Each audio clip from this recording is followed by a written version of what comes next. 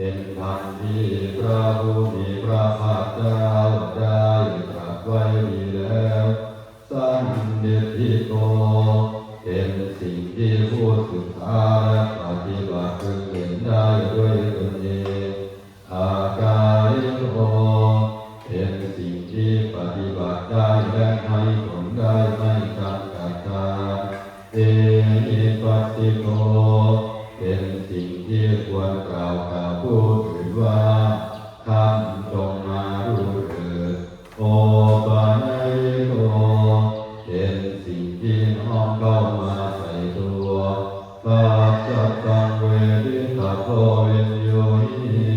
เป็นสิ่งที่ผู้ก็รู้ได้เฉพาะตนจะยามีข้าพระเจ้าบูชาอย่างยิ่งจะเพราะพระธรรมนั้นอาหังธัมมังสิราสามิข้าพระเจ้าขอนอบน้อมพระธรรมนั้นด้วยเสียงกล่าว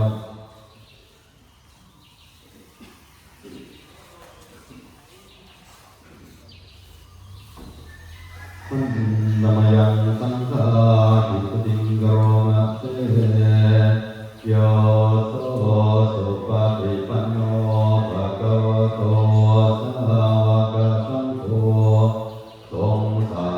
วกของพระผู้มีพระภาคเจ้านั้นผู้ใดปฏิบัติดีแล้วอุ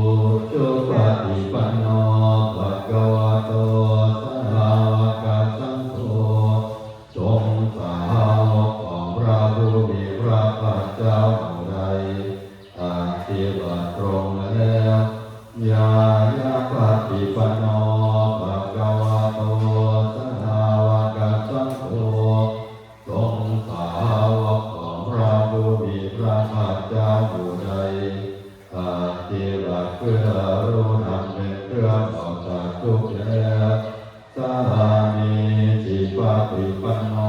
ภะคะวะโตสาวกสังโฆทรงสาวกของพระผู้มีพระภาคเจ้าผู้ใด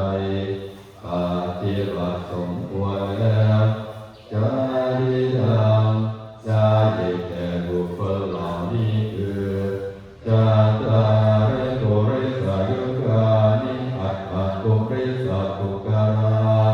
ผู้แห่งบุรุษสี่ผู้นับเรียนตัวบุรุษได้แก่บุรุษเดสะภะคะวะโตสาวกสังโฆนั่นแหละสงฆ์สาวกของพระผู้มีพระภาคเจ้าอาหุนายโยเป็นสมควรแก่สักการะที่เขานำมาบูชาอาหุนายโยเป็นสมควรแก่สักการะที่เขาจัดไว้ต้อนรับกาจินายโยเป็นสมควรรับทักษิณาทานปัญจรีกานิโยเป็นสงฆ์ที่บุคคลทั่วไปควรทำมัญจรีอนุตตรังบุญญาเขตังโลกัสสะเป็นเนื้อนาบุญของโลกไม่มีนาบุญอื่นยิ่งกว่ากามาหังสังฆังอภิปูชยามิข้าพระเจ้าบูชาอย่างยิ่งจะเพราะพระสงฆ์หมู่นั้นอามาหังสังฆังศิราสานามิข้าพระเจ้าขอนอบน้อมพระสงฆ์หมู่นั้นด้วยเสียงกล่าว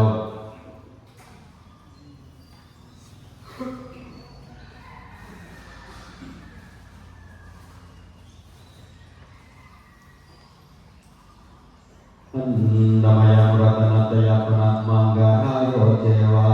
สังเวกวัตถุปริทิปากะปาหันจาปนวามาเตบุตโธสุโธกรุณามาโนพระ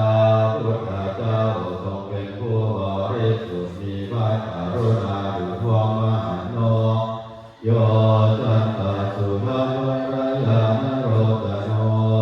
พระ องค์ใดมีตาคือญาณอันประเสริฐหมดจดสิ้นที่สุด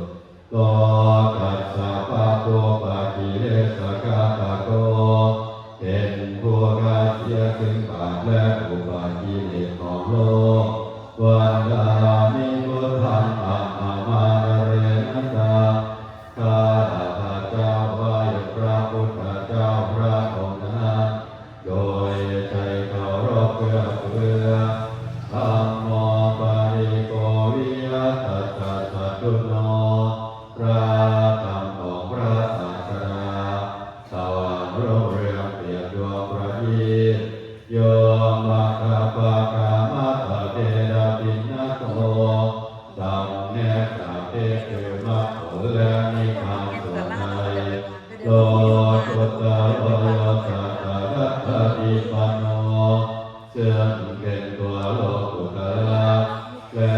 ส่วนใดที่ชี้แนวแห่งโลกุตระนั้นวันดามิธัมมังอะมาจเรนะตาข้า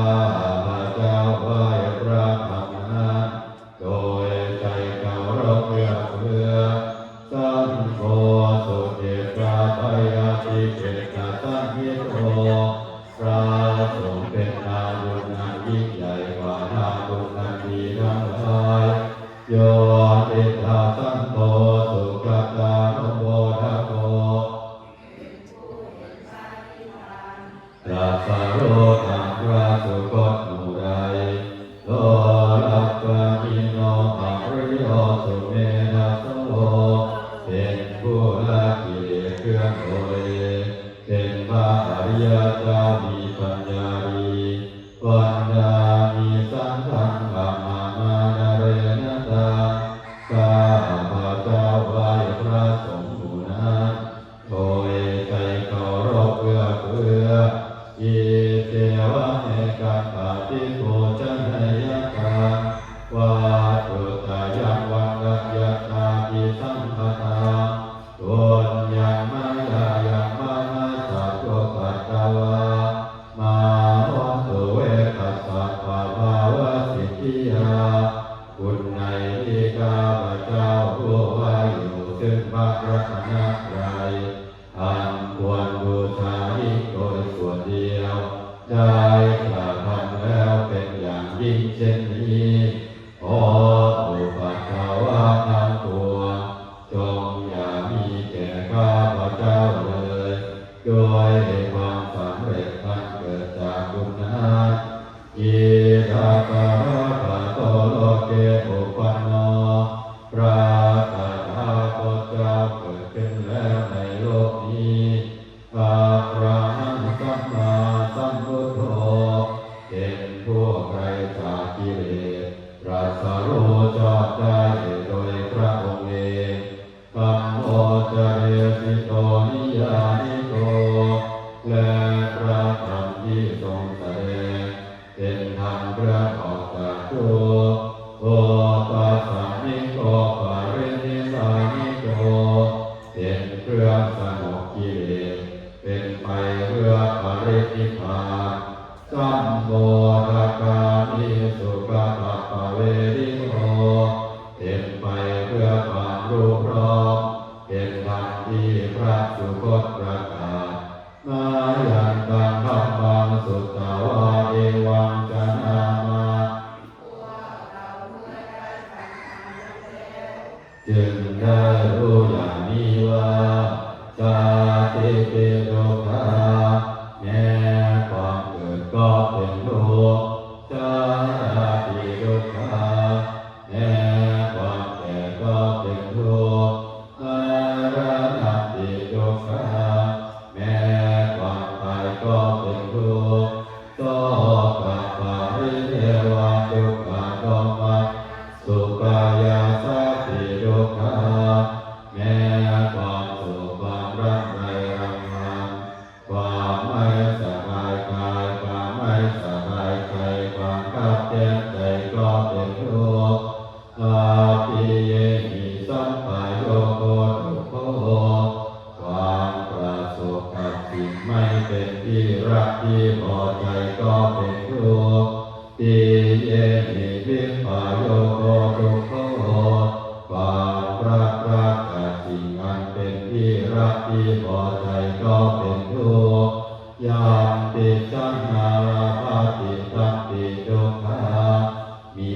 ความปรารถนาสิ่งใดไม่ได้สิ่งนั้นนั้นก็เป็นทุกข์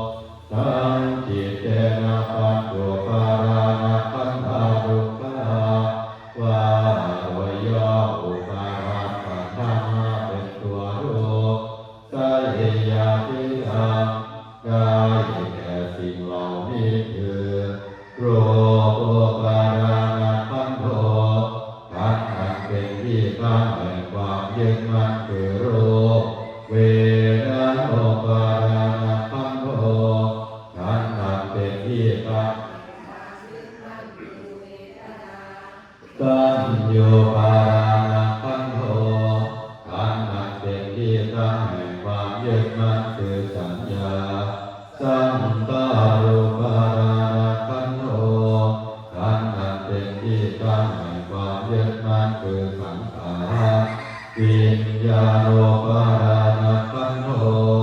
ขันธ์อันเป็นที่ตั้งแห่งความยึดมั่นคือวิญญาณเจสังขาริญญา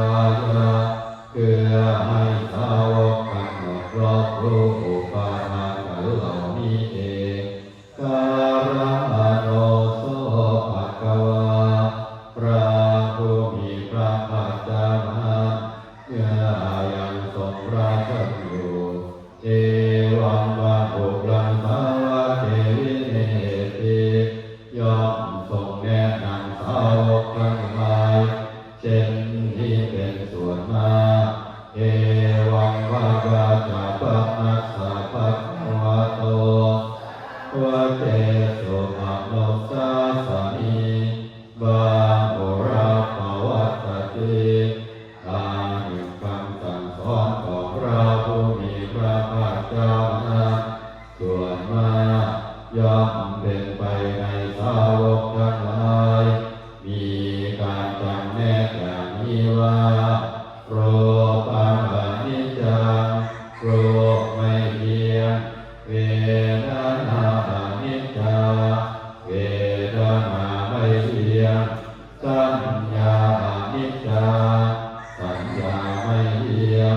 สังขารอนิจจาสังขารไม่เที่ยงวิญญาณังอนิจจังวิญญาณไม่เที่ยงโรปังอนัตตาโรคไม่ใช่ตัวตนเวทนาอนัตตาเวทนาไม่ใช่ตัวตนสัญญาอนัตตาสัญญาไม่ใช่ตัวตนสังขารอนัตตาสังขารไม่ใช่ตัวตนวิญญาณังอนัตตาวิญญาณไม่ใช่ตัวตนสัพเพสังขาราอนิจจาสังขารทั้งหลายทั้งปวงไม่เที่ยงสัพเพธัมมาอนัตตาติธรรมทั้งหลายทั้งปวงไม่ใช่ตัวตนดังนี้เตนะยังโอทินนามหาจาปิยาจารามรเนนะพวกเราทั้งหลายเป็นผู้ถูกครอบงำแล้วโดยความแก่และความตายโสตินิปาริเทนิจุเตนิโยมาเตนิอุปายาเตนิโดยความโศกความร่ำไรรำพันความไม่สบายกายความไม่สบายใจความกัดแย้งใจทั้งหลายโดยโคตินาเป็นผู้ถูกความทุกข์กำเอาแล้วโดยขับเรตาเป็นผู้มีความทุกข์เป็นเบื้องหน้าแล้วอาเอวังนามิมัสสะเจวังรัสสะทุกขขันธัสอันตกิริยาปัญญาเยนะติทำจะให้การทำที่สุดแห่งกองทุกข์ทั้งสิ้นนี้จะพึงปรากฏชัดแก่เราได้จิรปรินิพพุตังติตังภะคะวะตังโอริสะอรหันตังสัมมาสัมพุทธังเราทั้งหลายผู้ที่พระผู้มีพระภาค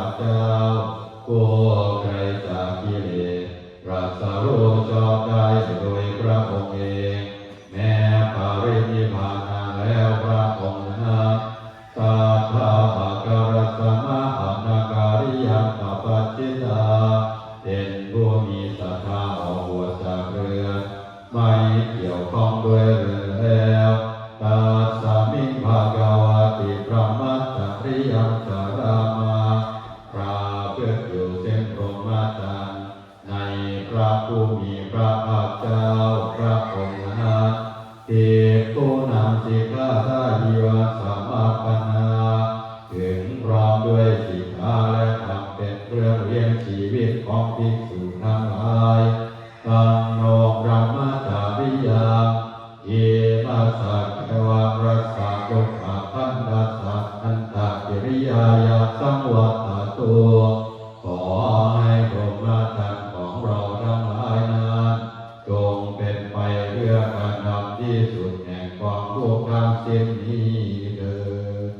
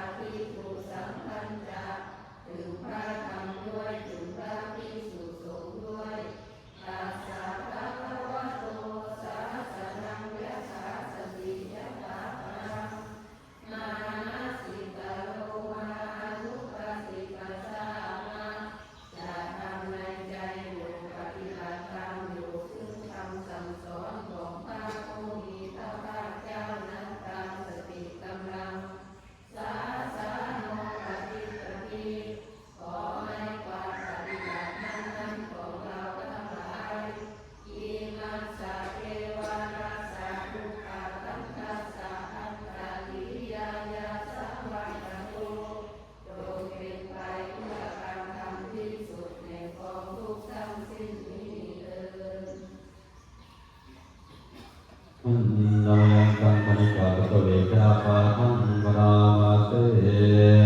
ปาติสังขายโยนิโสจิวรังมณิเสวามิยา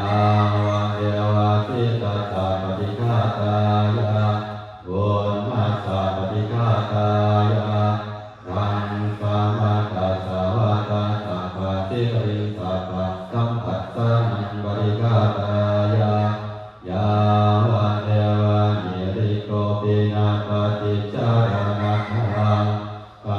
ฏิสังขายโยนิโสปินดาปาตังปฏิเทวามิเนวะทาวายานะมันดายานะมันดานายานะวิภูสานายายาวะเทวะอิมัสสะกายะสัพพิติยายาปานายาวิสุปาราปิยาพระมาจาริยาโลกนายาเยติปุรานันตเวดานังปฏิหังคามินาวัตเวดานังนาโอปะเรสามิยาตาราจาเมภาวิสติอานังวัจตาจาภาสุวิหารโรจาติปาติสังขายโยนิโสเตนะสานังปฏิเทวามิยาวะเทวะสิตัสสะปฏิฆาตายะวุญมัสสะปฏิฆาตายะดังสามากัสสาวะตาสัพพะติริสัพพะสัมปัสสะปฏิฆาตายะยาวะเทวะโอตุปริสยาวิโนดานังปฏิรานารามัคคังปฏิสังขายโยนิโสกิรานะปัจจัยเทสัจจาปริกาลังปฏิเทวามิยาวะเทวะอุปัฏฐานังเวยาปาทิกาเวดานานังปฏิฆาตายะอาภยาปัจจปรมัตถายาติอันนามยังเอวตาดีนังปฏิจานังกโรมาเสยาเดวตาสันติวิหารวาสินีตุเตกะเรโกติกะเรตาหิตาหิตาธรรมดาเนนะภวันตุโพธิตาโสติกะโรเตหะวิหารมันตเรเทราจามัสสานาวกาตติกโวสารานิกาดานาปฏิอุปาสกากามาจเตสามิกามาตยิสราสาปานาโหตาสุขิตาภวันตุเตกาลาภูชาเยติตาอันดาสัมภวาสัมเสราชาตาอาตาว